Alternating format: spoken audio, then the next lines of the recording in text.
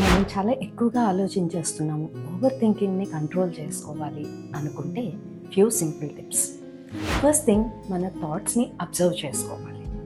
So మనం ఏం ఆలోచిస్తున్నామో observe చేసుకుంటే మనకు తెలుస్తుంది చాలా వరకు నెగెటివ్ థాట్స్ ఉన్నాయి.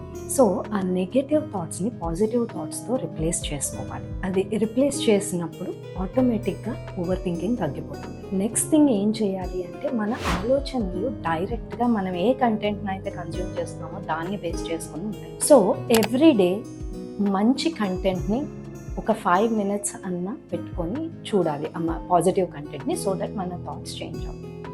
అండ్ తర్వాత ఫైనల్గా అఫర్మేషన్స్ దీనికి చాలా హెల్ప్ చేస్తాయి.